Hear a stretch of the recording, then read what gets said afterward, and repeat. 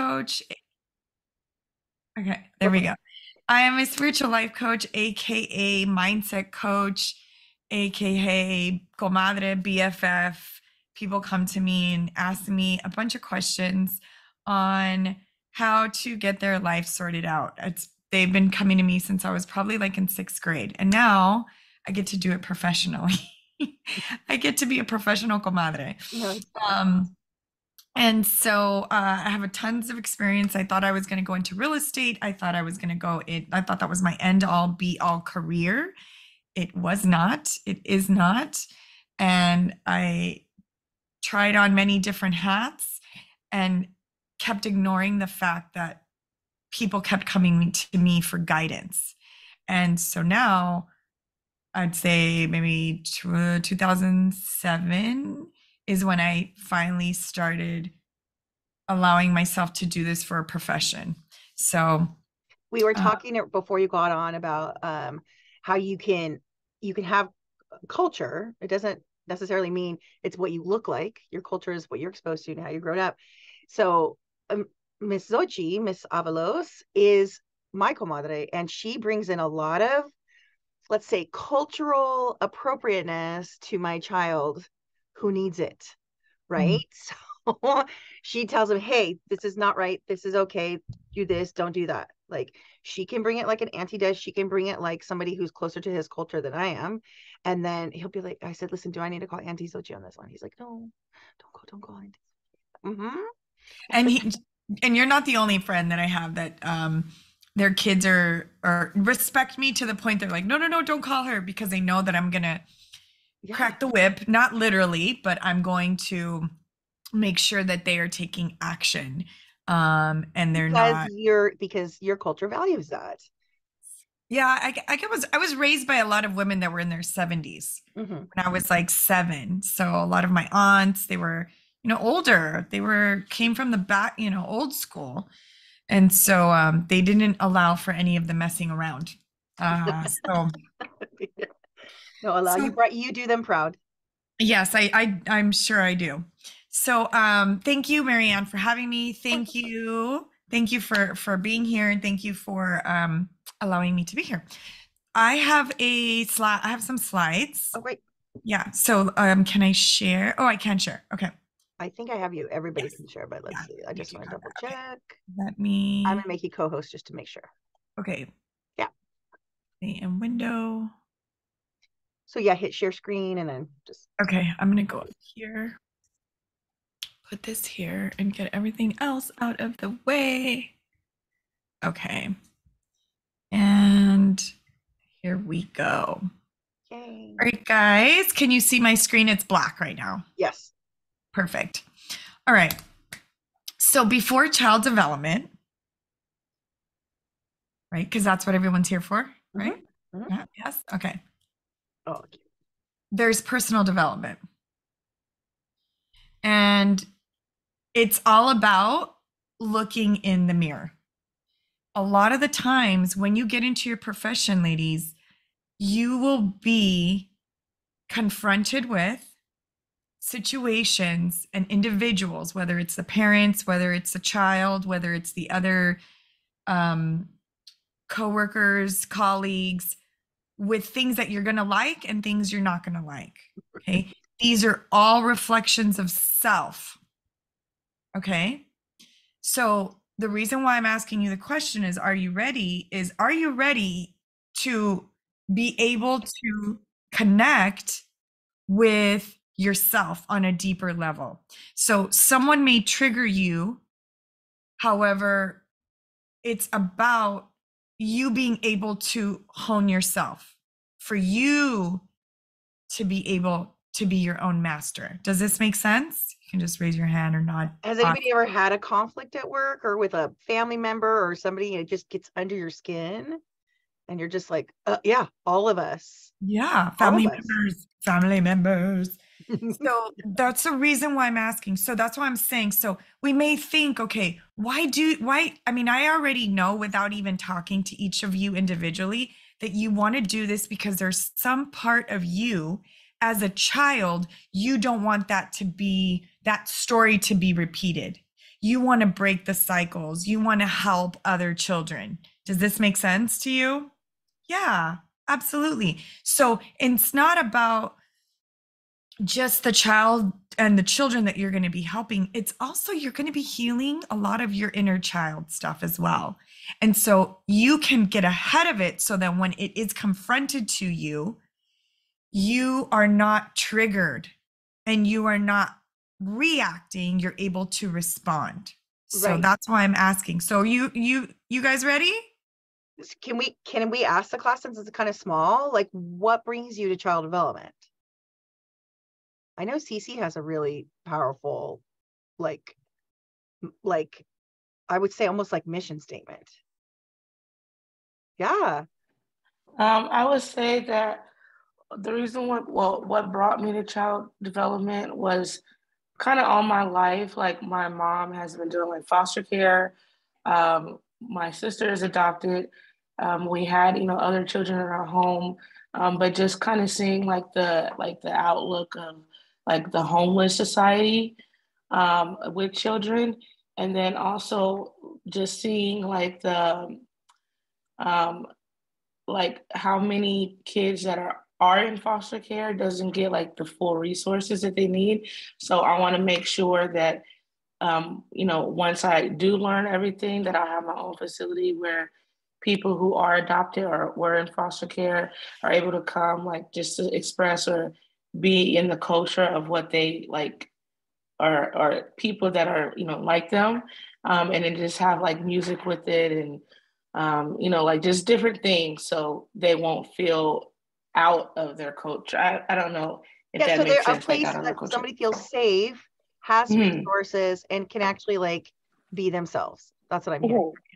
Mm-hmm. Yeah, because I agree. I know the foster community can be very traumatic. Just every day is different. They don't know what's going on. They don't know if they're going to get help. They don't know who's genuinely helpful and kind. And it's hard for a child to grow up with that much suspicion and distrust, and um maybe isolation or neglect. So yeah, Cece's already working with kids, and I see that you have this big heart that you want to provide more stability for the kids who definitely need it. The foster care system is really hard. It's hard. Right. It makes sense. And I didn't mention this and I think we forgot, but I'm a CASA. I have done CASA. I've done two They might not know what that is. so a CASA is a court appointed special advocate. So basically I'm a mentor and advocate to foster children. And I've done two cases of that, and you stay with the foster child for 2 years. And you can pick, women can be with both little boys and girls.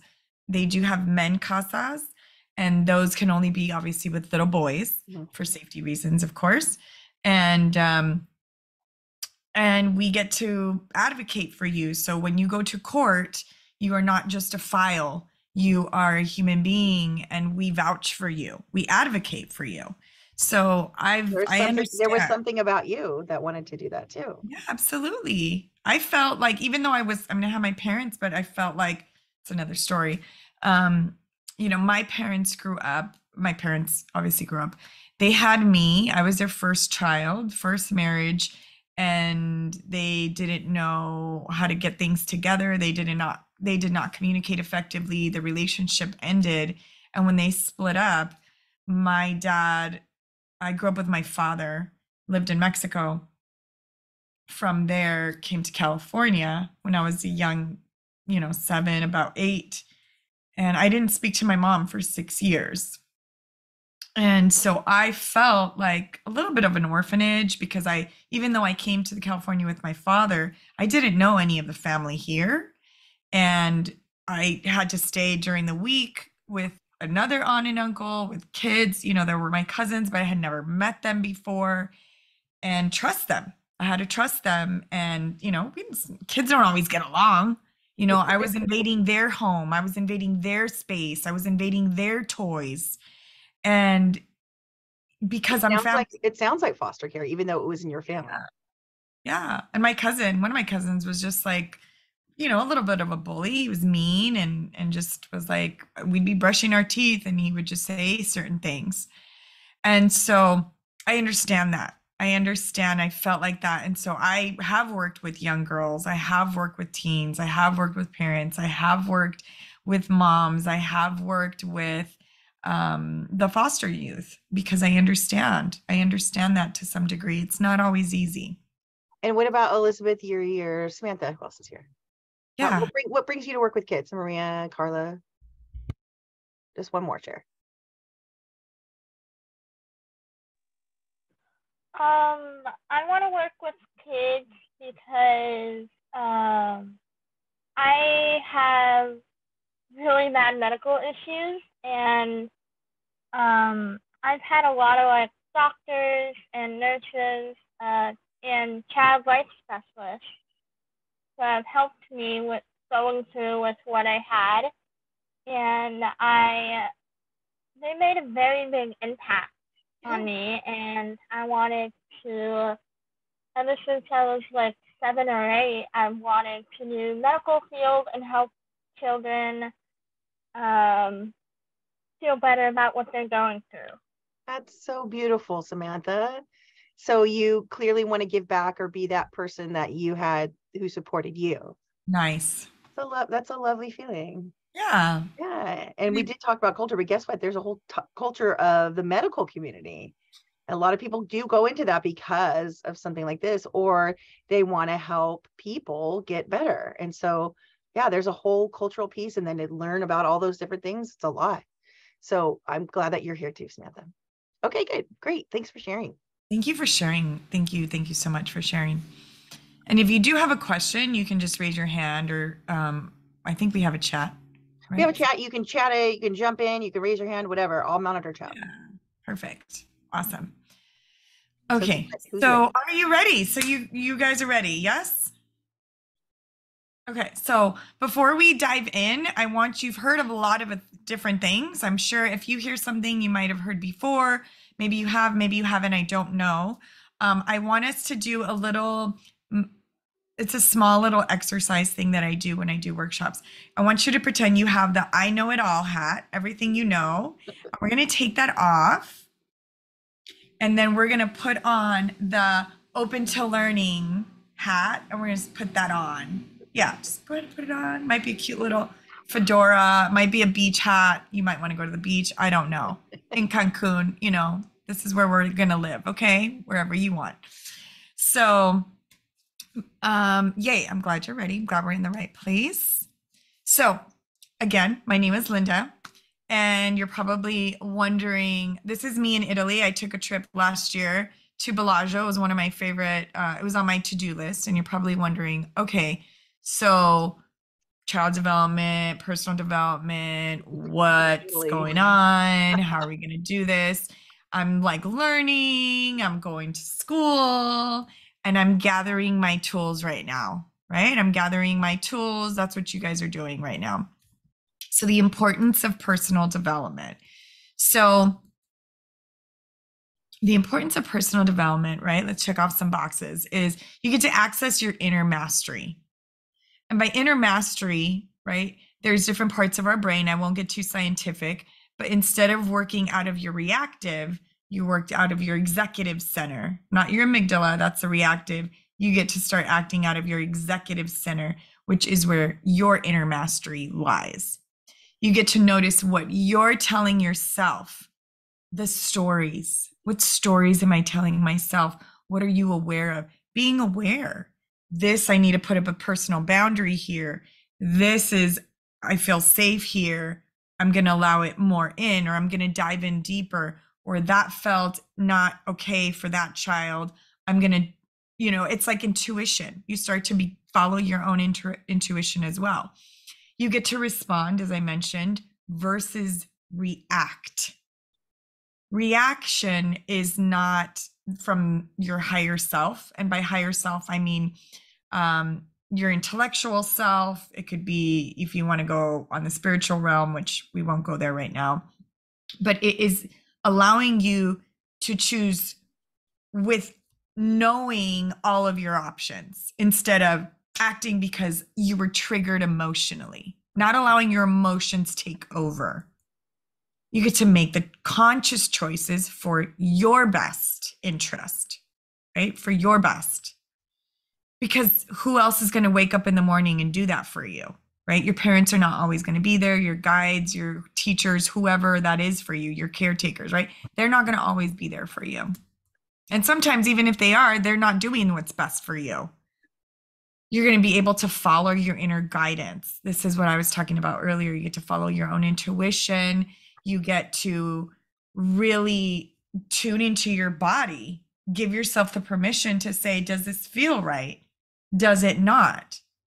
Because we're all intuitive. You don't need a psychic mastery to, master degree in psychic or astrology or anything. You already have that. That's part of your body already tells you, right? So it's developing that muscle. Become a leader. You become a leader in your life. You get to heal your wounds, your trauma, and more, right? There's a ton of things I could talk about the importance of personal development. Anything you want to share? I was going to say. Well, I just wanted to jump in. I mean, I believe, and I'm biased because I'm a professor and I love education. I believe that everybody who's here or who's accessing higher education is on some sort of path for personal development. But a lot of times we kind of get stuck in the book and the assignments and the points and blah, blah, blah, blah, blah. But not knowing that the person you are at the beginning of this class is not who you are at the end of the class. Even if you never even said, I'm going to use this for personal development. I memean, child development is about people, and you were a child, and a lot of us still have inner children. So we're developing constantly, and people don't realize, oh, I have to get this book and I have to get this grade but there's so much that you can learn along the way, which is all of these things. And that's ultimately what education is for, to get you prepared to be the best version of yourself. But it's not just here. It's all of the pieces. And that's why I really like it when Miss Xochi talks, because it's this piece where it's not just about your smarts, it's about your heart smarts too. And I think we cannot ignore that anymore. And again, I like that you added the trauma and heal our wounds. That is a big push for our department. And we have a program here on campus called Resilience Focused Education Initiative. And we want to make sure that people know that you as a student are important as a person. You're not just a grade on a grade sheet, right? You are important as a person. And so thank you guys all for being here on this. And I know she's going to keep going, but this is how I look at it. Like, you guys are already doing personal development. So let's dig deep. If you're going to do it, might as well. If you're going to school after high school, you like knowledge. You like to learn. Yep. You want to learn more. Yep. So you're already in the ballpark. Yep. You're good. Yeah. And that's not the only way to learn. You're going to continue learning. Never stop. In different aspects of your life, right? Which I'm going to talk about the other areas of life in a few minutes. We'll get there. So I know you guys are talking about culture, right? So we're going to talk a little bit about that. So the Oxford Dictionary talks about the arts and other manifestations of human intellectual achievement regarded collectively, right? So it's a collective intelligence, if you will, right? Culture of not just brain smarts, right? Then it says, second definition, the customs, arts, social institutions, and achievements of a particular nation, people, or other social group. So I have, as I mentioned to you earlier, I have worked in the real estate field. I also am a flight attendant. I also am part of a spiritual community. I'm also part of a coaching community. I'm also part of being, parents of first and third generation Mexican. So I'm part of that community. I'm part of being a woman community, right? I'm also part of the personal development community. So there are so many different communities that I actually have. I've done a little bit of acting, so I know about the performers and the creators community. So everywhere you go and all the people, you will have different communities, okay?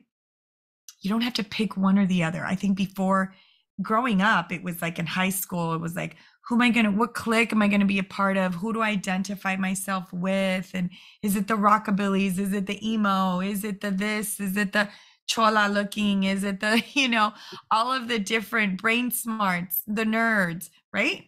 So they're all communities, That doesn't mean you have to pick one. Okay. So that's Oxford's dictionary. Now, etymology. Does anybody know what etymology means? Or is somebody not certain so that I can explain it? Explain it. Okay. Yeah, that's a fancy word. I like it.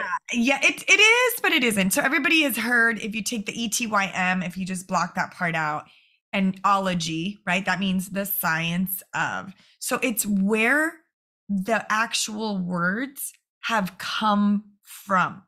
So it's important when you are looking up something, if you want to know you want to understand more a word, look up, you can Google etymology and then the word. Okay, so I did that with culture. There we go. And this is what comes up. So it comes from French, culture, culture. Oh no, that was more like Italian. Culture. Thank you. I was like, hold on. Yeah. I like Italian a lot, so that usually comes out. Latin, cultura, obviously. Growing, cultivation. French, there we go again. Culture. Yeah, very, One who cultures. Yeah. Yes. We also have the Latin here. Colere means to tend, to cultivate. Medieval Latin, culturare. And then English, cultivate, right? Which we get here, which means culture, right? So when I think of cultivate and growing and tend, what comes, does anything come to mind for you? Just go ahead and share and mute yourself. Yeah, what comes to mind when you hear that word?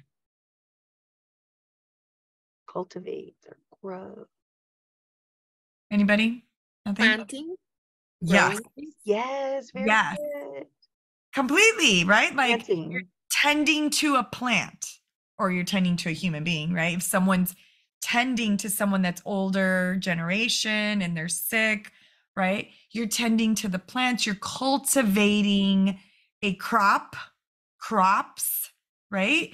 So if we think about culture, it's like, what environment are you growing in? Mm-hmm. Right? Does that make sense? Absolutely. And we talk here, like day one, we talked about socialization as this long-term process, but because we're talking about it in context of other people, that is your culture. And sometimes people hear the word socialization and they think, oh, it's me being social. Yes and no. It is a lifelong process that it happens inside of a culture. So again, let's say, my son's adopted, but if he was with his birth family, it would be a different culture, right? So there's different cultures in different houses, but everywhere you go, there's a culture that's helping to cultivate you. Yes. I grew up with, as I mentioned earlier, my parents were separated and divorced. There's a different culture when I'm at my mom's and when I'm at my dad's. Mm-hmm. My mom, she lives in Colorado, and I grew up with my dad here in California, and now he's in Las Vegas. Las Vegas is a whole different culture. Okay. Europe, living there is a different culture. So, okay, I digress. We continue. We get it, right? We understand that. Yeah, it's not new, but it's like, I like putting new facets on the gem. Yes. So I am not a great on presentation. I try to do this later, like the little pop-ups, but it just wasn't working it. So this is how we're going to roll. So we have family, right? When you have family dinners, I think this was like a Thanksgiving, my grandmother who now has passed away. And this is my mom's side. So I've got my siblings and their partners and stuff. And we also have community. This actually is my grandfather. He's passed away as well, but he had restaurants. So he had that culture. And here he is every Christmas, he would make tamales, right? And he would sell a lot of those, right? Business owners, that is a different culture, right? Then we have, so this was me in high school. I bet you can't figure out which one I am. And we had, this was an NDA day. So this was our school day where every class, we'd have our own class colors. So we're representing our colors. We're representing, I think we were freshman fairy tale. This is me as a freshman. And so we had like fairy tale hats. We're not wearing the little cones, like if we were princesses. And that's what we did. So this was a culture. We were learning as freshmen how to be in that culture, right? But what about your school in itself was its own culture? Exactly. They are building the community. They're building us to be strong in our culture. Was this the academy? This is this is the academy. Yeah. Well, so it's an all girls school, right? I went to an all girls school. Yes. Very different community. Yeah, guys. I went to an all girls school because I wanted to. I didn't like boys going to school with boys. They were so annoying. They were like, ugh, go away. You just they would just bother me and it would annoy me. And I'm like, I can never. And then that's a different story. So I chose to go to an all girls school. I wanted to go to an all girls school. Then this is not my partner, but I have dated Marines and I go to the Marine ball, right? This was a culture, right? This was the men in uniform, Air Force Academy, all of them, right? They have that, policemen. So that's a different culture. Being in a relationship. Some people are in open relationships. That is a different culture. Yep. If there are movies on Netflix, like documentaries on the polygamous culture, right? There's the sister wives. There's the one about the guy who now is in jail, the Prey Swede or something like that. There's lots of them, sadly. Mind-boggling. So they have, if you watch this documentary, it is like I had to stop and I had to Google to see if it was real. And it is real. There is a full-blown like town that was just Mormons that were in the polygamous culture and they accepted it. And I was like, there's no way this is going on in the US. Yeah. It was. And so if you're not sure, polygamy is one husband, multiple wives. Yeah. Well, technically it's one for the many. Right.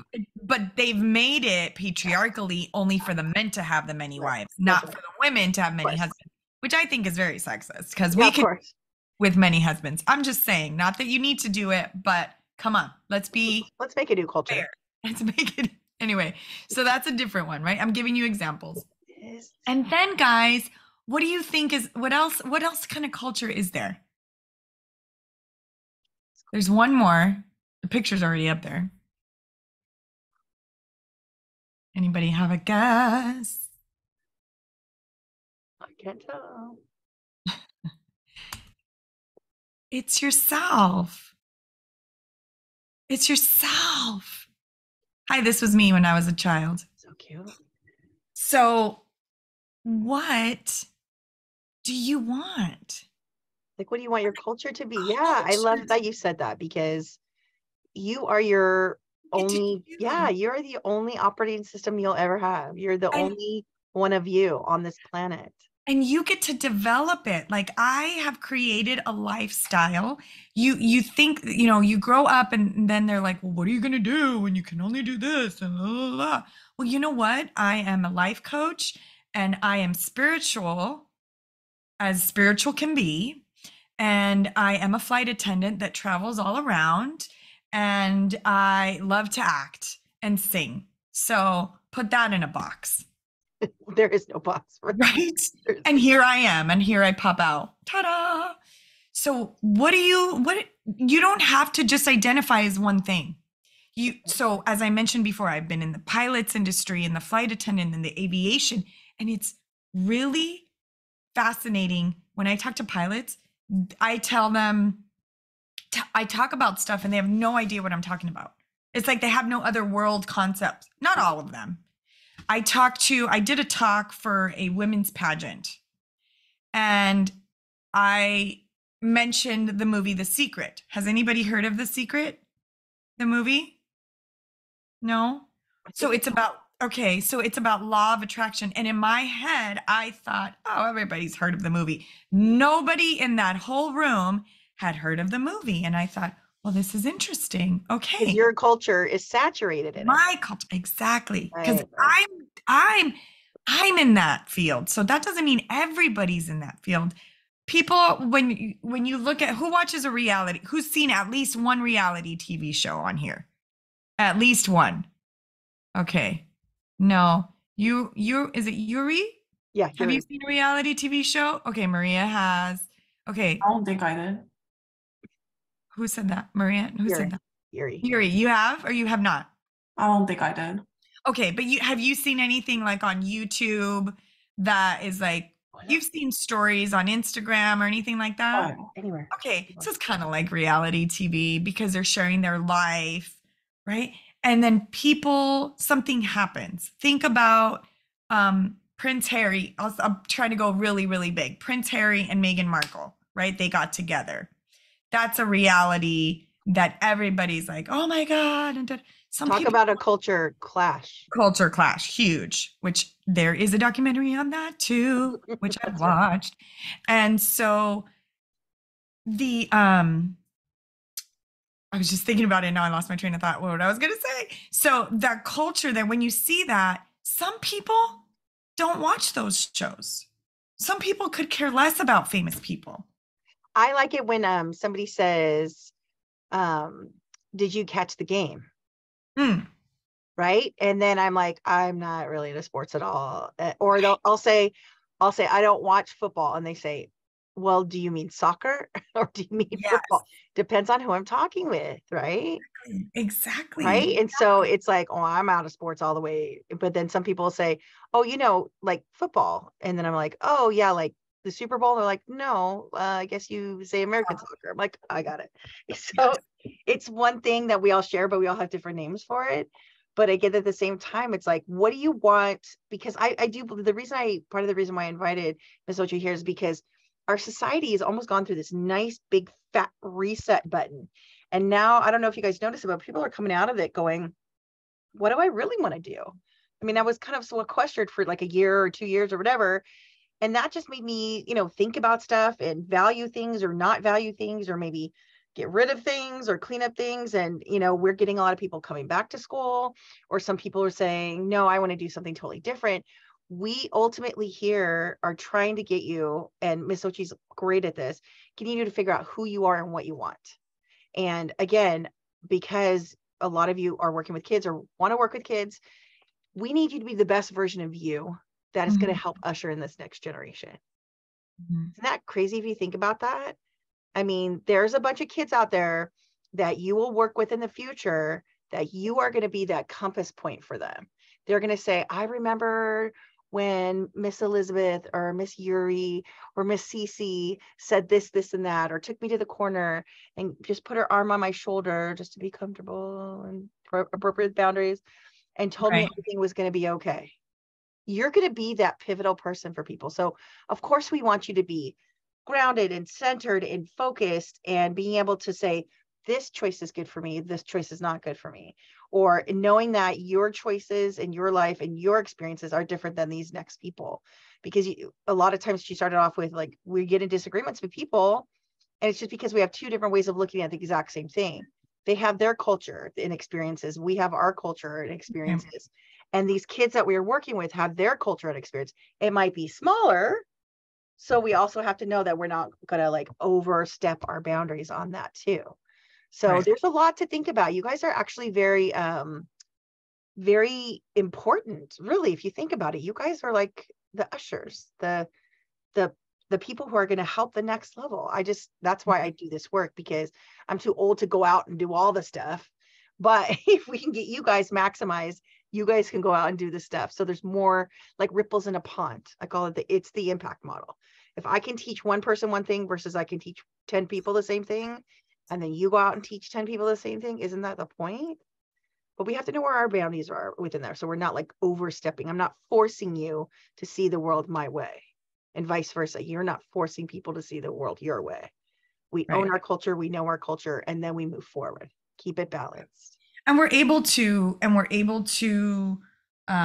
understand. It's understanding. Like, not everyone's going to know the same world that we know, that we grow up. We see a lot of like just the diversity, right? So Changing a lot so of fast. Interracial marriages. I mean, it's been going on for a long time, but it was typically like black and white, or, black and Mexican or something like that. It was very rare to see Indians marrying out of their race. It was very rare to see like Native Americans dating outside of other, Native Americans. And so now we've got it all. We have it all. I mean, I grew up in a big city. We all are here in LA County or Orange, LA County, Southern California. I mean, California, so much. I travel to many places, trust me, I've never even heard of. I posted has anybody heard of this big explosion that went out? Listen to the name of the place, okay? East Palestine. Has anybody heard of this place? Because I didn't. Unless you live in Ohio. So Palestine, for me, was like in a whole different continent. Yeah, it sounded like the Holy Land. Right? And then they said Ohio. And I'm thinking, what? Where? Am I the only one that was confused that thought this was in a different country? No. Right? That's why they have to say Ohio every time, because people will think, oh, it's in the Middle East. You're like, no. I had no idea. It's here. And so anyway, I posted a poll on my story. I was like, was I the only one confused? And the statistics were I had 110 votes, which was a lot.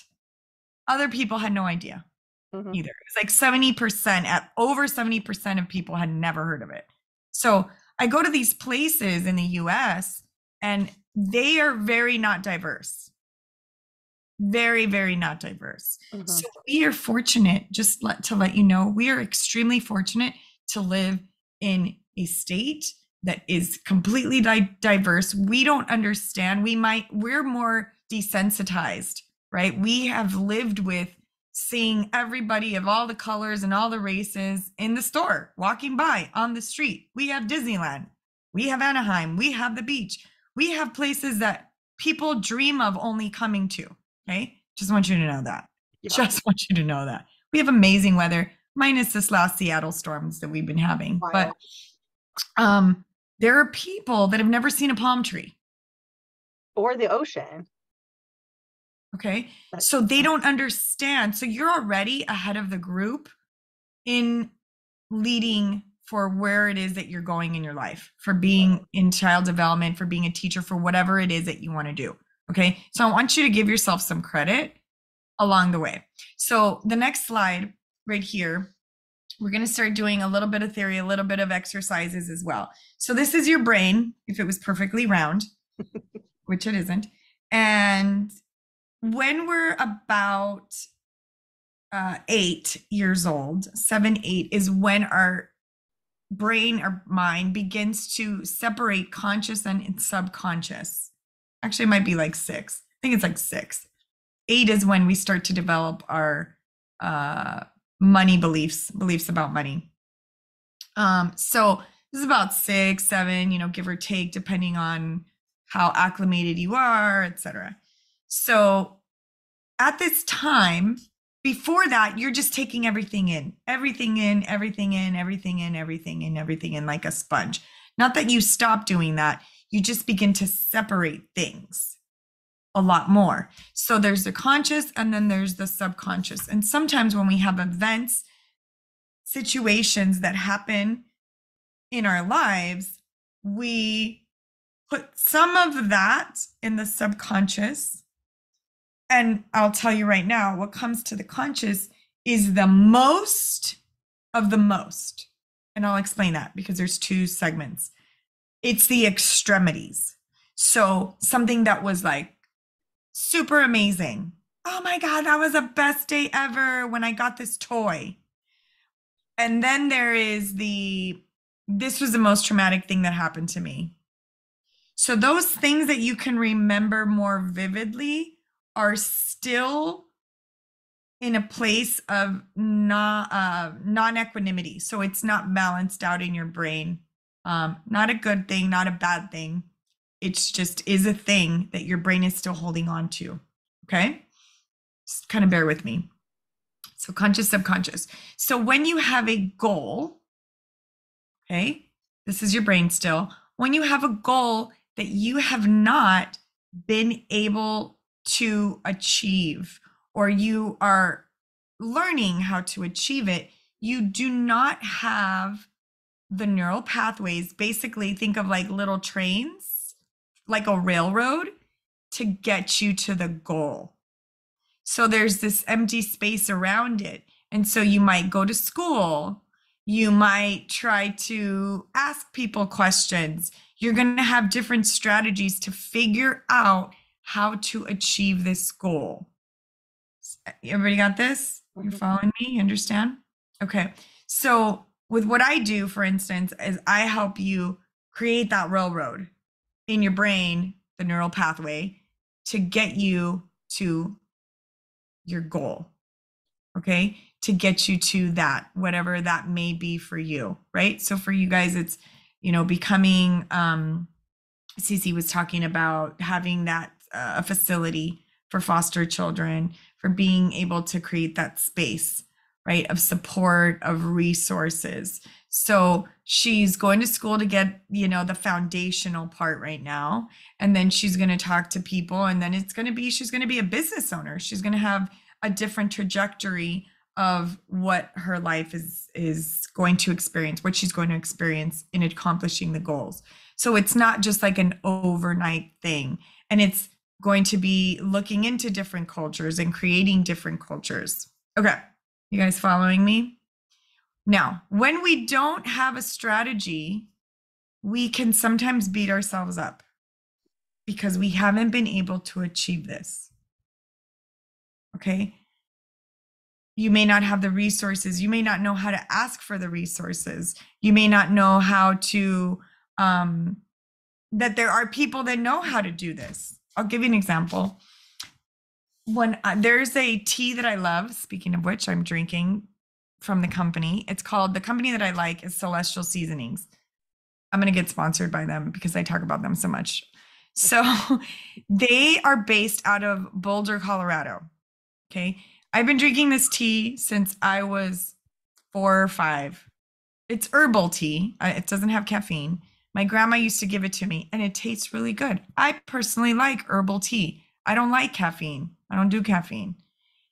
Not right, not wrong. If you do it, good for you guys. I just don't do it. Yep. It doesn't, my body's like, meh.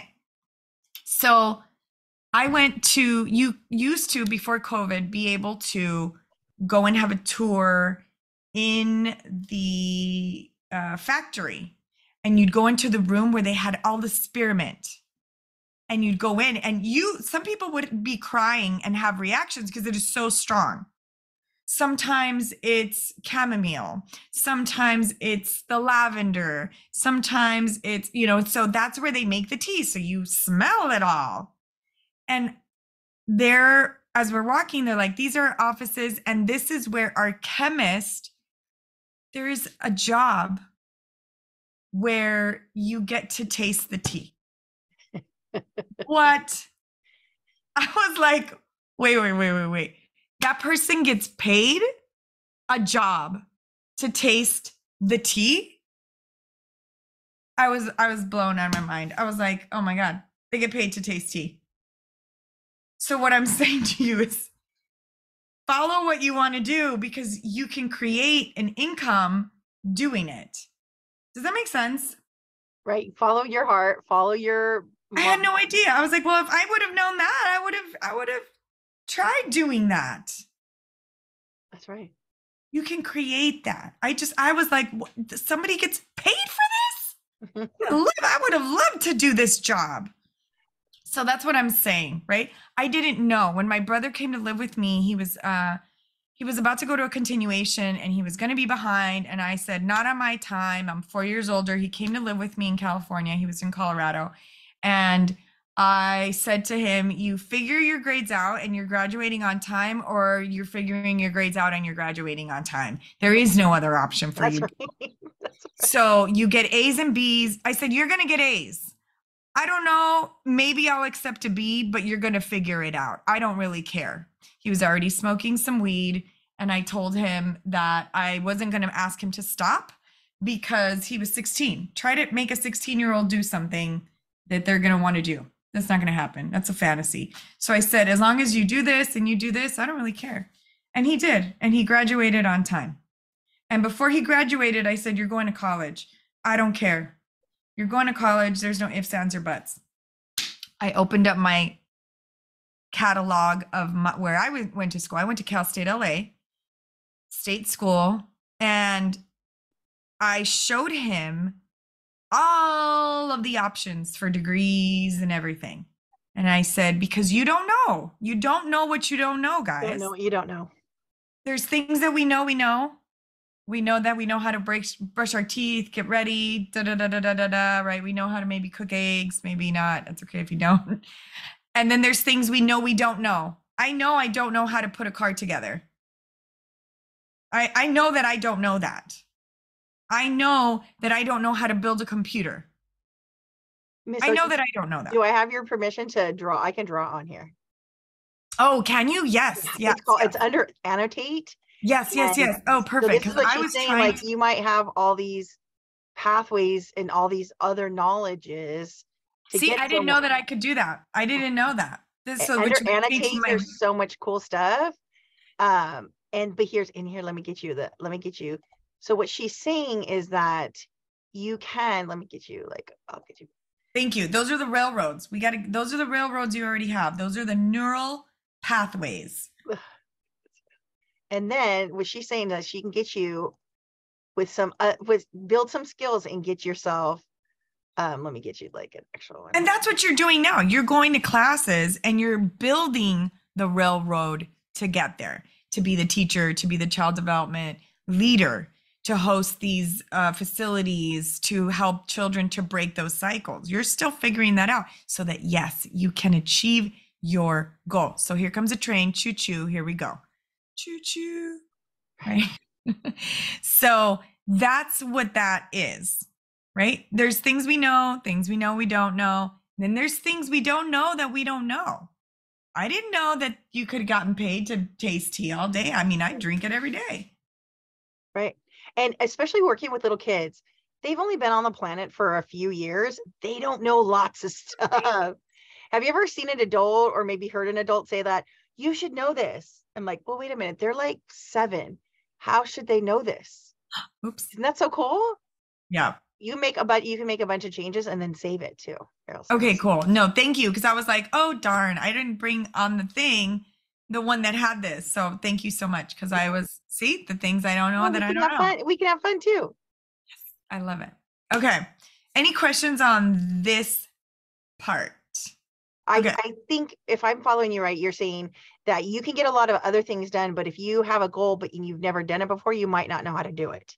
Yeah. So, yeah, you might not know how to do it. So in the meantime, ask for help, Ask questions. Ask and that's why I always say to people, if you're not sure, just ask me a question. Because sometimes other people have the same question, but they're shaking in their boots because they don't want to ask it for whatever. And I'm going to give you 2 questions to ask yourself to get you going. You guys got to write this down because it's not on here. You ready? Number 1, what do I love to do?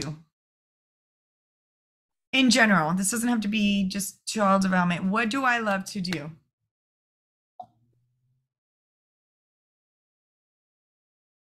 Number 2, you ready?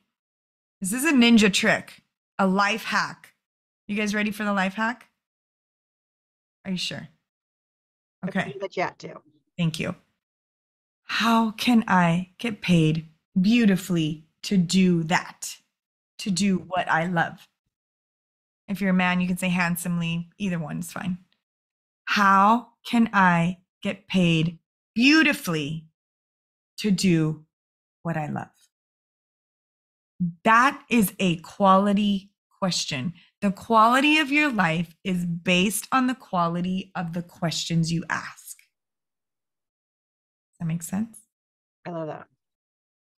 So ask yourself what do I love to do? I love to talk. I love to communicate. I love to hear stories. I love to get down the rabbit hole. Tell me about your drama. Tell me about your trauma. Tell me about the stuff that's going on. I don't care if it's in your relationships with your parents, with your lovers, with whatever, children. And I'm going to ask you a bunch of questions and I'm going to find out what patterns you have. And I'm going to find out your blocks and I'm going to help you shift. That's what I love to do. That's me. I love and I could be, if I could be an example for you right now, Sure. a number of years ago. Yeah, it was, through doing my own research and doing my own work. I do a lot of work, a lot of self work, and a lot guidance from my friends, and doing a lot of reading and soul searching and things like that. I put out my order to the universe. I said, what do I really like to do? Like, what, I mean, when I was young, I wanted to be something else. I wanted to do something else. I shared with you guys, I wanted to be a therapist, but it wasn't right for me. It didn't sit right, but I knew I wanted to help people. So again, I got my degree in sociology and then another degree in counseling. I'm like, well, what am I going to do this? So I went into social work and HIV and autism and things like that. Autism was where I landed. I was like, I love it. This is a quirky community. I love it. So now, but I wasn't getting paid so much. I was working like part-time, and I had a little one, and I was raising him, and he's a handful and whatnot. So I was like, I need to like leverage what I know and the things that I've learned into something that pays me. And I use the word handsomely because I think that's an old-timey term even for women, and I love it. It's old. I literally wrote down, what is the perfect job for me? I wrote, has to be flexible, so I can like pick my kid up from school and do all that business stuff. It has to have room for advancement. It has to be close to my home. It has to, like I could split my day. Like I could work in the morning and then work at night. Like I could be very flexible. And I get to speak with people. I get to help people. I get to connect with people who are looking for that connection. A lot of times young adults come into the classes. They're like, well, I didn't like high school, and I don't know if I like college, and I like to connect. And I also love people to learn about themselves, because when you're the best version of yourself, you are creating your own best version of your own culture. And then it's sort of like, avalanches or bleeds over, gets other people to be the best versions of themselves. So kind of like teachers, right? So we do by modeling. And then I said, I want to be paid so much, so ridiculously much, that I giggle when I see my paycheck. And guess what I got? I got this job. It was weird because I was working at 4 different colleges and I was running around, and sure, I got the flexibility. Sure, I got the room for growth. Sure, I got the convenience. Sure, I got the helping people. Sure, I got the lecturing. I got all the stuff, but I was like, no, I want to get paid ridiculously well, that I giggle every time I see my paycheck. And sure enough, I just got paid. And I'm like, I love what I do, and they appreciate me well enough to pay me well enough. Yes. And I'm 4.1 miles from home. Exactly. And this, when you ask these questions, this is you living authentically. This is not following what others should or you should be doing, or wasn't like my uncle said I have to be a pharmacist or whatever. Nope. It was, you should be a teacher. You should get in the medical field. You should be a lawyer. You should da da da da da da da da da da da da da. And I love that a lot of you already know, but don't forget to say, I want to get paid well. You have every right to want to get paid well. You are doing the work of foundational work for the next generations. Mm-hmm. So think about it. If you impact a kid today, let's say you're working with a 5-year-old or 3-year-old, and you impact them today and they learn a skill for the rest of their life, and they teach it to their children, and their children teach it to their children. I mean, come on. Impact. You made a huge impact, generational impact. That's right. And that's what we do, right? As teachers, because we're teachers in our own mind, in our own right. Yeah. So to me, teaching is not like something you clock in and clock out of. You are an educator. You educate people. You show by example. People can learn from your example. It's a calling, not a job. So I know a lot of you have made your connection to that, but don't think that it's selfish to say, I need to get paid well. Teachers need to get paid well. Yes. Get paid. Yes. Do the work, get paid. Make an impact, get paid. Yes. Okay. Yes. Now I have an exercise, and it might be a little, so I'm looking at the time. I'm like, oh, okay. So you guys ready? We're going to do a little bit more exercises. Okay. Of course, now it doesn't want to go. Okay. So how do I take the annotation off? You have to do it. I think you have to. Oh, I think I do have to do it. Hold on. Where's my annotation now? Oh, where is it? Oh, now I can't find it. Hold on. Okay, so we were here. There's clear. Okay, clear. Yeah, did it work? No, not yet. It doesn't. Wait. Oh wait. There it is. Okay. It was like a tiny little pencil. Look. No, it's still showing though. Okay, there we go. It should just say clear. My little eraser. Okay, perfect. So remember I said master, you become an inner master and there's other areas of life, right? Earlier I said that. So these are the 7 areas of life. And you can make it your circle and you can write it wherever you're taking notes. So you can make a little circle and then top you're going to put spiritual. And then on the right to that, it's mental. The third one is vocational. And vocation is also like if you're still going to school right now, like that's part of your vocation right now. Okay. It's not just job. Vocation is like job, career, like purpose kind of thing, but it could be school, right? If you're going to school right now. Then there's obviously money and financial. There's family and relationships. So family and relationships are joined into this one. And then we have physical. Physical can also be wellness. It could be health. Like physical may be your top, and that doesn't mean that you're like going to be thin, and that doesn't mean that. Like my mom's is physical, but she doesn't do a lot of exercising. Like she needs a little bit more accountability and support there, but she will tell you all day about doTERRA oils and what to use for like if you're sick, and she loves that stuff, right? And then there's social. And it doesn't always mean like who has the most followers. It is also about like your communities. And it's also about like, are you a leader in your communities? Are you not? You don't have to be. It's just think about your communities, right? It could be a family, your friends, your dancing, or if you join, like I used to be in Toastmasters, which is a global organization to help people with their public speaking skills. So, and spirituality doesn't mean you go to church. That doesn't mean like, okay, you go to church. It could be a component of it, but it could be like, do I feel that I have a connection with source, divinity, whatever you guys call that? And if you don't believe in that, it could be just with yourself. Do I believe in myself? Okay, does that make sense? Yep. Okay, so these are the 7 areas of life. So what we're going to do now, wherever you posted that on your notes, I want you to rate yourself from 1 to 7 in each area of life. So you're going to ask the question is like spiritual is the first one. We're going to say, how empowered do I feel I am, or do I think that I am spiritually from 1 to 7? 1 to me is like you're in a cult, but that's me. Like I'm completely disempowered.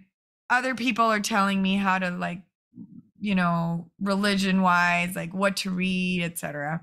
Does every dimension just get one number? Can they be the same number?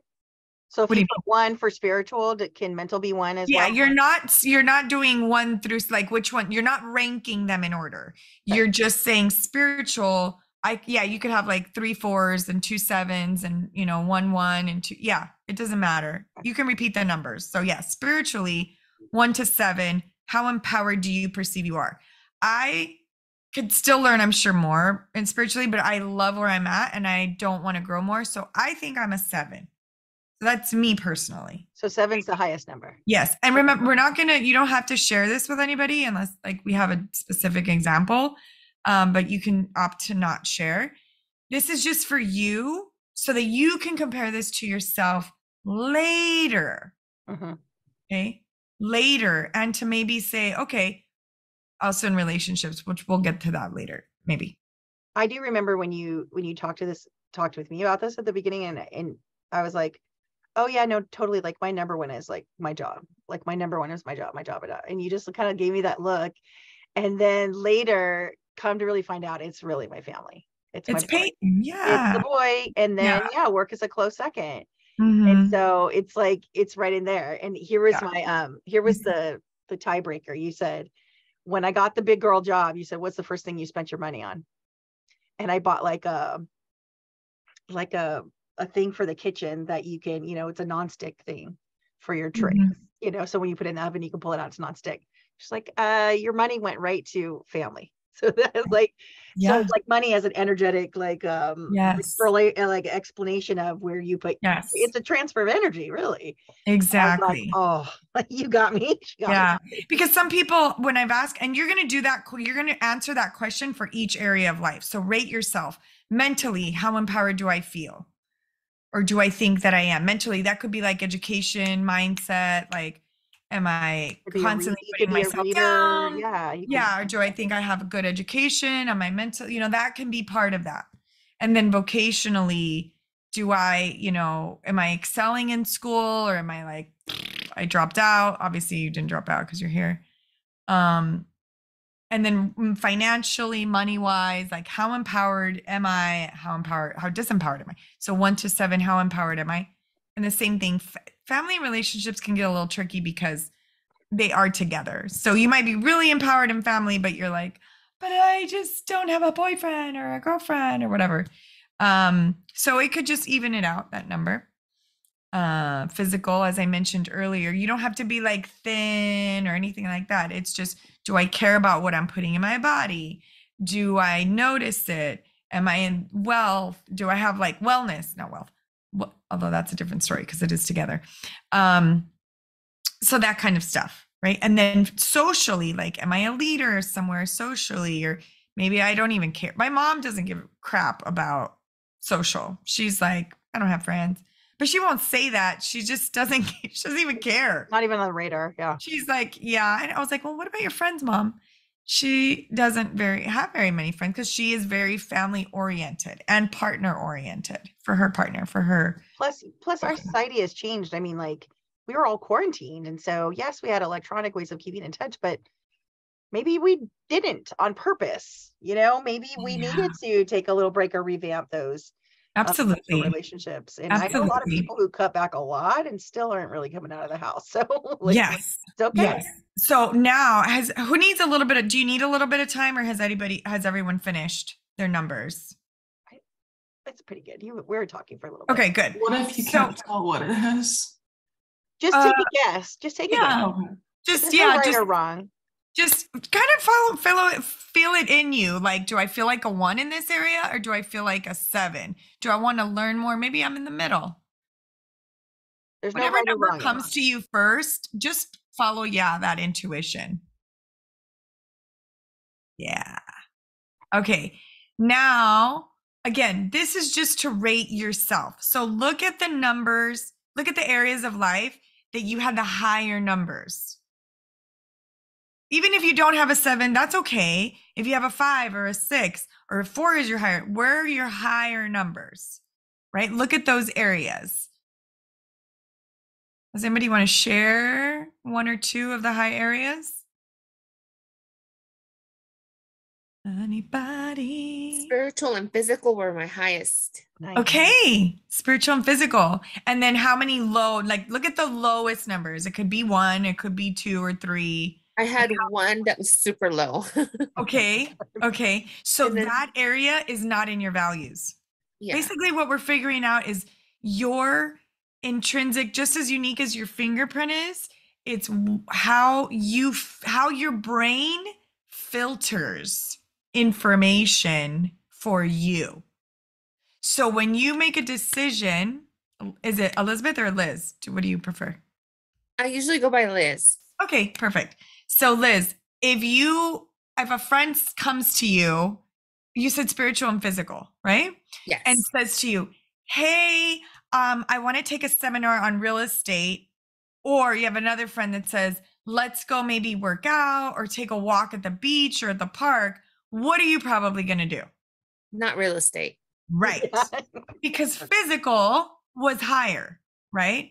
Or, hey, let's go, do this like retreat thing where it's a more spiritually advanced kind of thing versus let's go have a barbecue with our family. Right. You're going to feel obligated to do the family thing, right? Versus, that's an obligation. Guys, if you feel obligated to do something, you are not living authentically. Yes. Liz made that face. She was like, oh. Yeah, it's a weird thing because a lot of times other people's, like you said, your mom values family so much. She could be like, you need to value what I value. You're like, ooh, okay, I will, because I'm visiting. Yeah, I'm very grateful that my mom and my dad have, well, they didn't really have a choice, but they accept me for who I am. They really, because I'm a force to be reckoned with. I'm like, I really don't care if you don't like it. I'm going to do it. And I respect you, but that doesn't mean that I'm going to choose to go do that, because that's not who I am. And the minute, listen to this, ladies and gents, no, we just have ladies. The moment that your inner voice, your leading inner voice from the executive center, from the leader part of yourself, is louder than the outside voices, that's when you begin to master your life. Okay? That's when your self-confidence increases. Does that make sense? So when we stop and put boundaries, like, no, thank you for sharing, or thank you, I'm not going to choose that. Or some people may criticize you, some people may put you down. You'd be like, thank you for sharing. That's your opinion of me.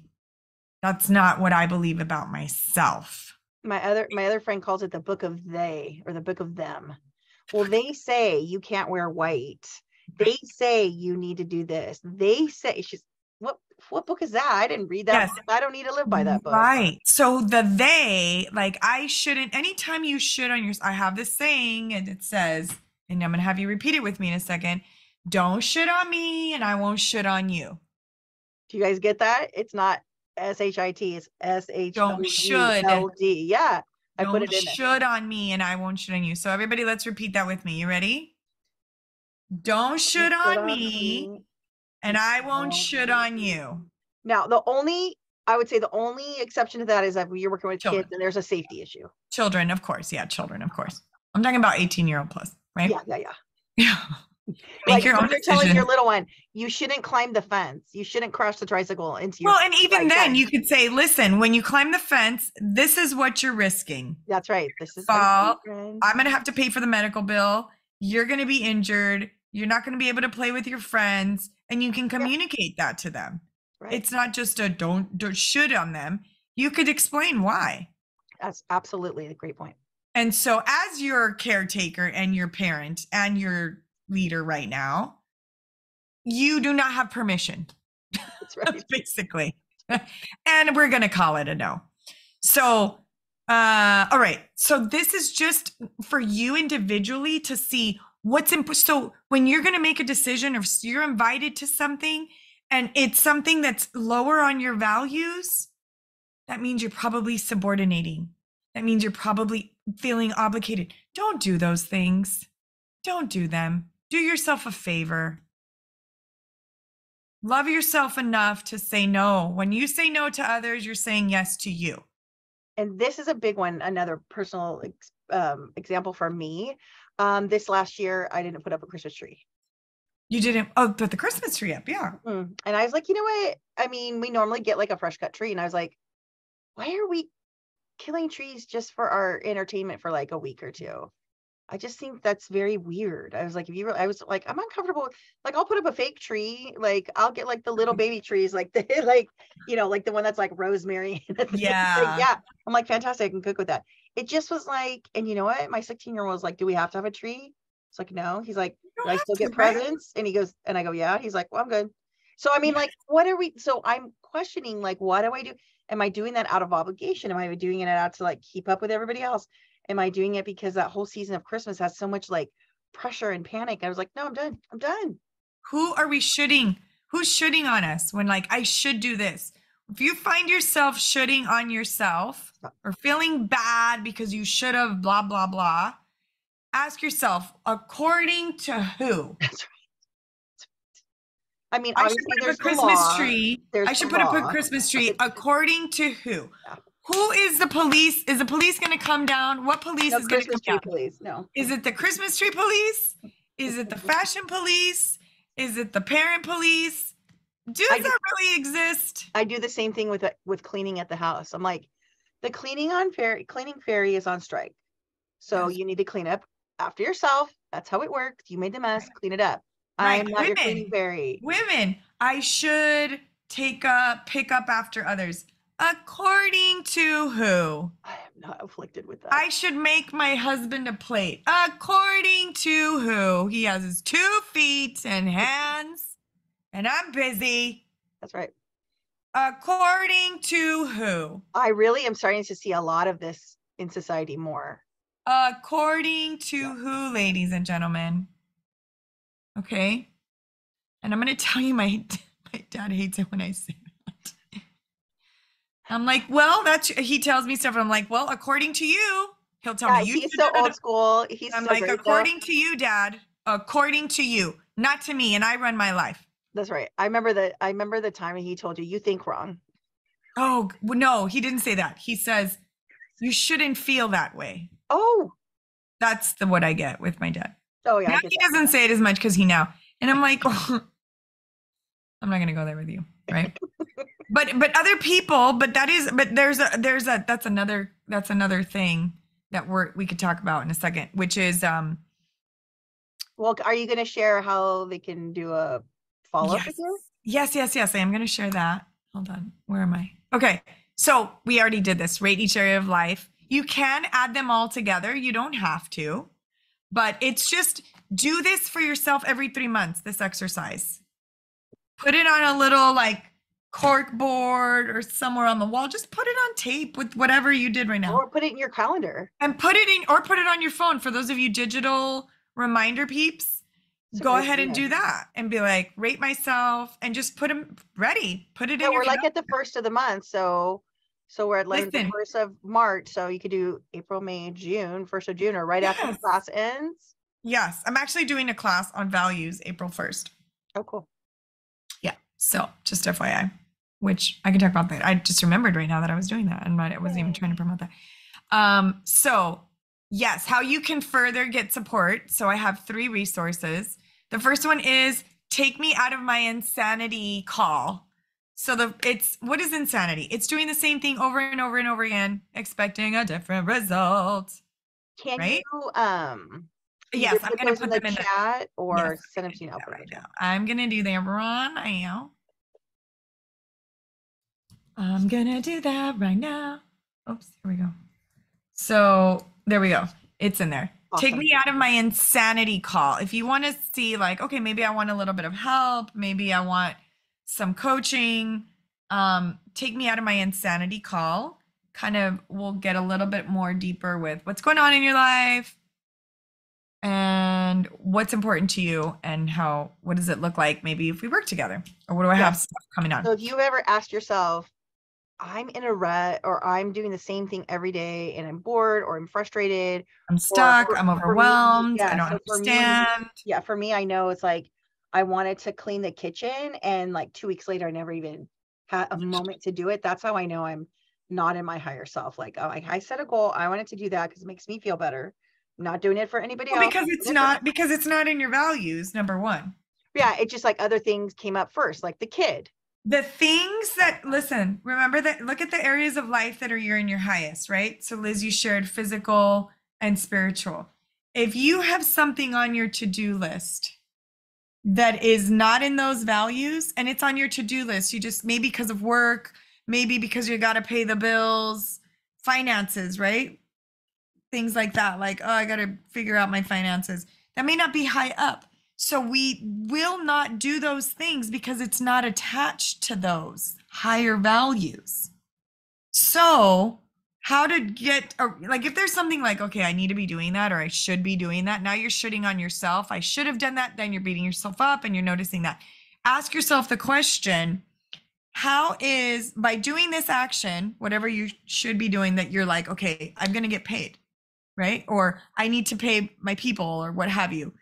A responsibility, then you ask yourself, how is doing that going to help me in spiritual or in your highest values? So how is doing X, the thing you don't want to do, going to help me in my value 1, my value 2. That's the formula. Does that make sense? Yeah. How is cleaning up my room going to help me make more money? Well, I'm going to have a clear head.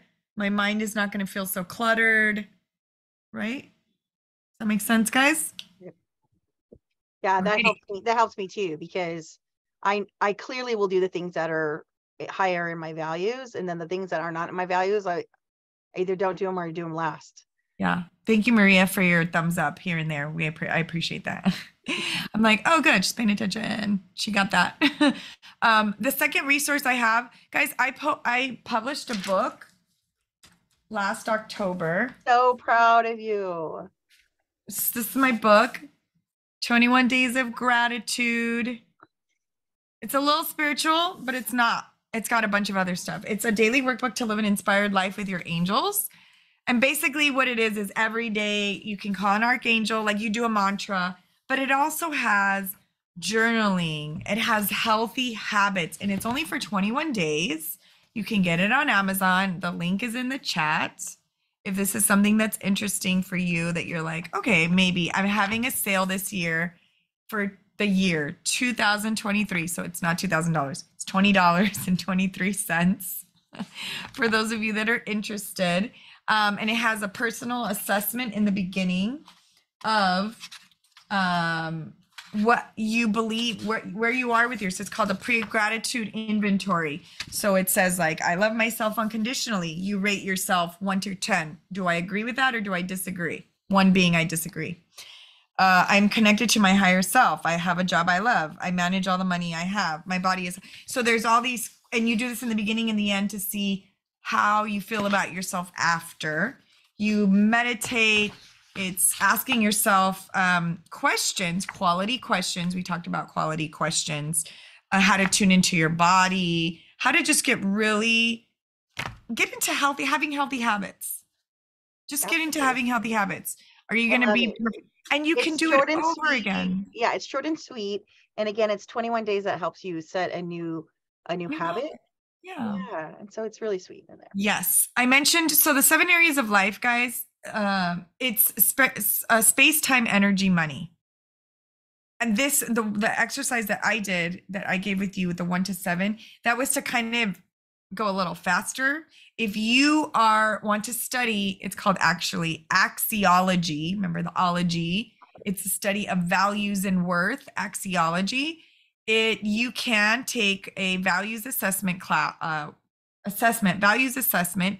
This is free. The link is also in the chat. You do need to sign up for the website, and it will give you email reminders every 3 months. It is free.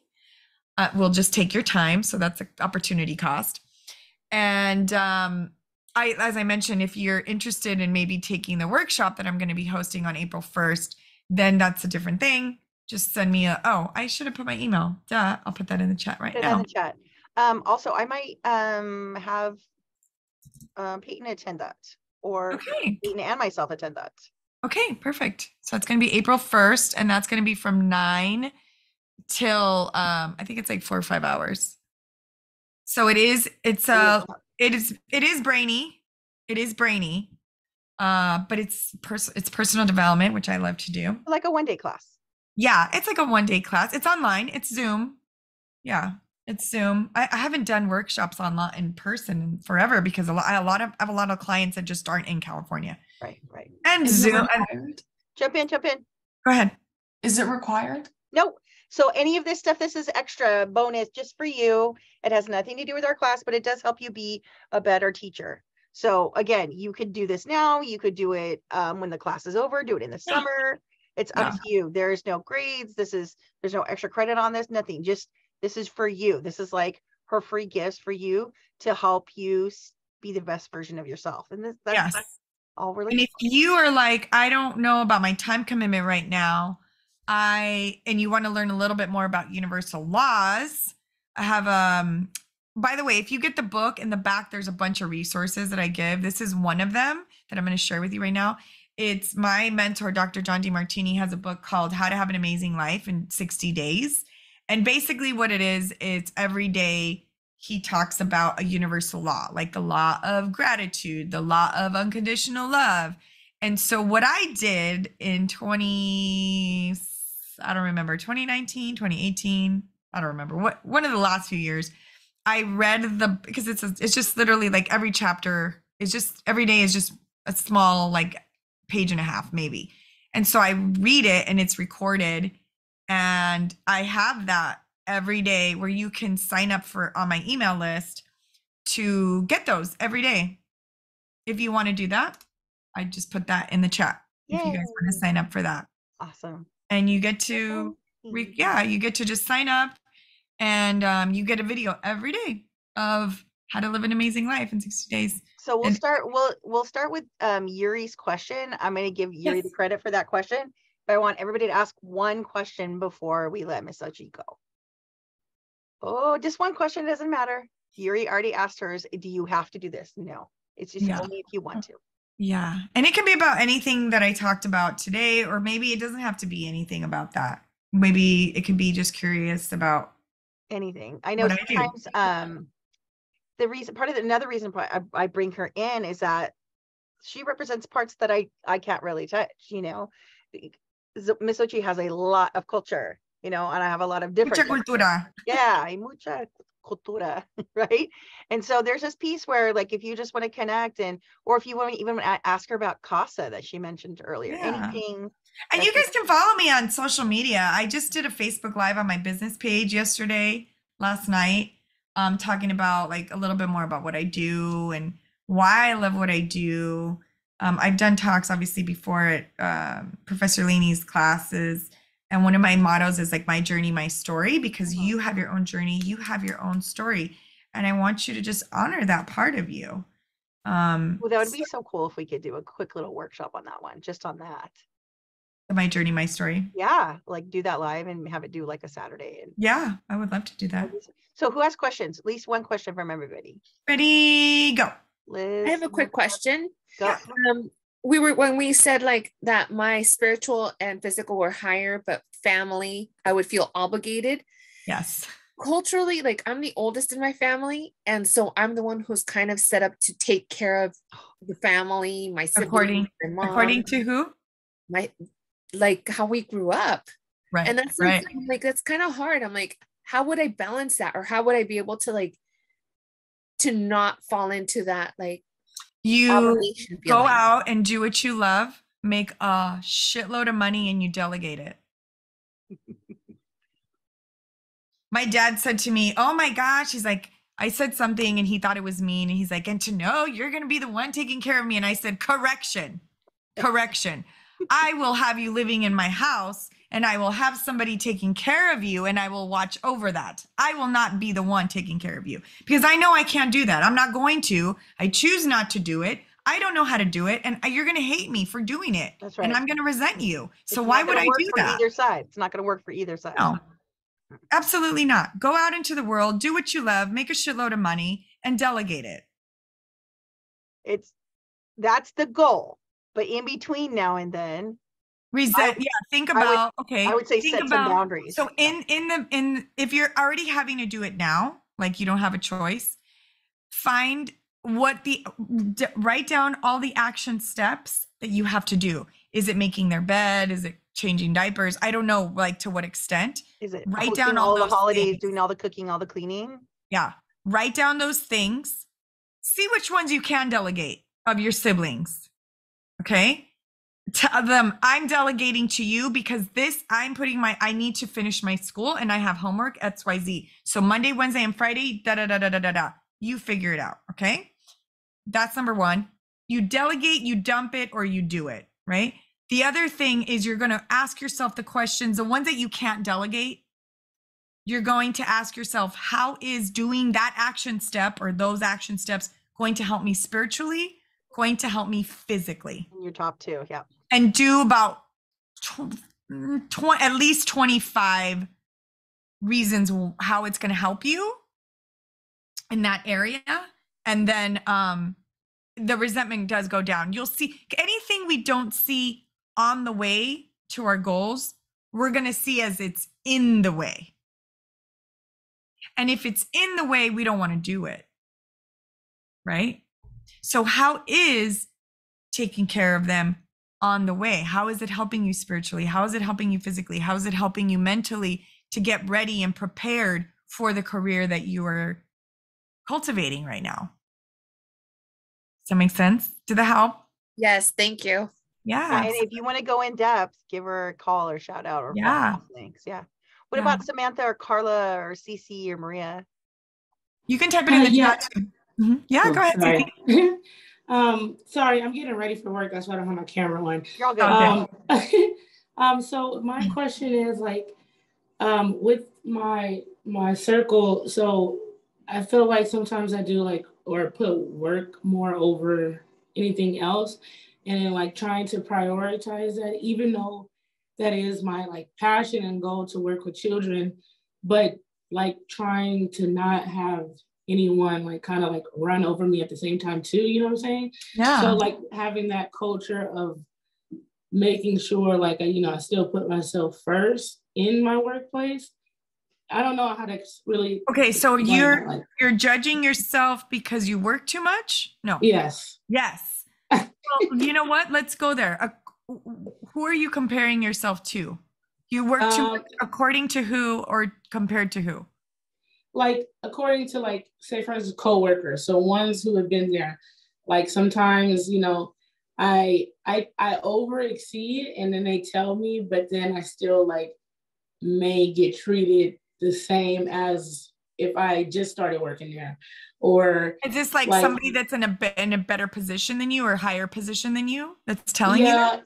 Yeah, that, and like we all, can learn from each other, but how do I? What kind of job do you have, if you don't mind me asking? I'm a master teacher at a child development or after school, before and after school program. Okay. So it's just like sometimes a little bit hard to like I'm doing all the work, but okay, somebody can help as well. Like, you know what I'm saying? Like are you feeling resentful because they're not holding up their end of their stuff? Yes. Okay. And you're doing more. Are you mad that you're doing more because you have to pick up after them, or you're inspired and you just love what you do and so you're going to do it anyway? A little bit of both. Only reason why is because I do like with my like health as well. Like I'm currently dealing with lupus, so it's just like the added stress level too. And I really do want to work with kids. I really want to, do this stuff, but it's just like, how do I not overachieve to where it's going to hurt me physically or, like mentally too, you know what I'm saying? Like, so I don't know if I just overthink, No, I mean, we all kind of do. What do you find? What specific action steps do you find yourself that you're overdoing? Like sometimes I feel like stuff that the directors should be doing, I'm doing more of than them. Right. And so, and then I don't want to overstep as well, or like correcting them when, like the book or a book says this, or this is how it's supposed to be, or I'm learning about this, but we're not doing this. And then like, just like kind of like still staying in my place, but so like boundaries, but boundaries and roles. How long have you been at this position? I just recently became a master teacher about since last summer. Okay, so it's been a minute. Like 6 months. Okay, and how many people are above you or the directors? Is it just one or more than one? Yeah, there's 2. Okay. Typically in jobs, what I've noticed is that when you're like chummy with them, when you get along really well with them, they tend to be nicer to you, right? I was a class pet. I loved being the teacher's pet. I loved getting along with my managers very, very well. And I was supported and I had a lot of resources because of it. So this is what I would do. I'd find out, what do they value? What do those directors value? Because it's not doing some of those action steps, right? Overextending and you're doing. So find out what that is. talk to them about their values, kind of like very strategically become their friend. It's a strategic. How to become friends with somebody is find out what they love and talk to them about it. It's like not manipulative, it's strategic. Does that make sense?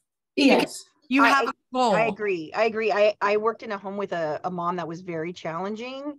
She was just angry all the time, and her kid was very, very disabled, and she just was, I would just say, mean. She was just a mean mom. And then I finally was like, you know what, I need to get to know her. I'm judging her. And so I literally said, like, you know, tell me about yourself. And she's like, well, after the fall of Saigon, when I was helicoptered out with my family and moved to Michigan, I was like, oh my God. Yeah, I'd be pretty Pissed angry and like resentful. And we just bonded after that. I just tell me about yourself.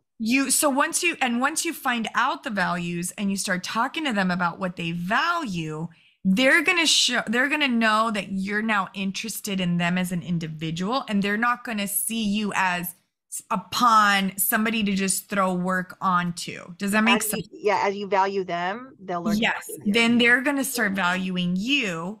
And then also you can also begin to own that. This is what I would do. What is it that they have as a director that you don't have, that you're like, oh, I wish I had that? I would say like besides like the pay, but like as a personality, like what is it that is it more education? Is it what I mean? Yeah, I would probably say like maybe the education part of it, but also like the likeness. Like, I mean, I get along with pretty much anyone, but sometimes that can like affect how my friendships go, because I'm not really like close to anyone except for like my family. Like my culture, you know, is my family, but I have a hard time being friends with people outside my family, because some people might think like, oh, she's a know-it-all, or oh, she always speaks her mind. Like, because I do, I speak my mind. I say what I want to say, but sometimes that can affect it's not always valued. But that's other people's insecurities. That's other people's insecurities. So, I mean, I am a know-it-all, but my friends love it because they're like, oh, let me ask you this. What do you know, they use me as an encyclopedia. One time I had a friend that asked me something and I was like, I love that you think that I know the answer to that. And she's like, what do you mean you don't know the answer? So you can have friends like that too. You know what I mean? So that's a whole different ballgame. So when you see the directors, get chummy with them, okay, strategically, and start to voice a little bit more then at that point, you can be more friendly with boundaries. You can be like, oh, you know what? I wasn't able to do that thing, A, B, C, D, whatever it is. Like, you know what? I need a little bit more help. You don't have to say that. You could say, you know what? I didn't finish you're going to be able to strategically manipulate that scenario. Does that make sense? I always ask for feedback. I always say, hey, you know, I'm still like 6 months into this job or 9 months into this job. Is there something that I'm missing that I could do better? Or what are my strengths? What do you think my strengths are? How am I supporting you the best? Because I'm noticing that maybe, you know, just kind of like if you're doing your own self-evaluation, but remember the quality of the questions you ask, you know, gives you that quality life. So ask them questions like, when I do this, how does that help you? Does it help you? And if so, by me having more responsibility, can I get more pay with that? Stuff like, does that make sense? Yes. Okay. How do you feel about that?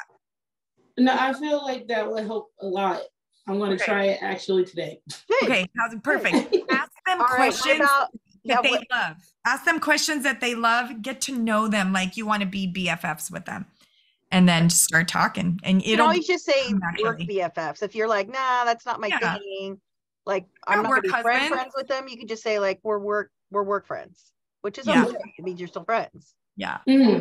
Okay. Right. Good luck with that. Maria or Carla or Samantha? And you can put the question in the chat if you don't want to unmute yourself. Ready, go.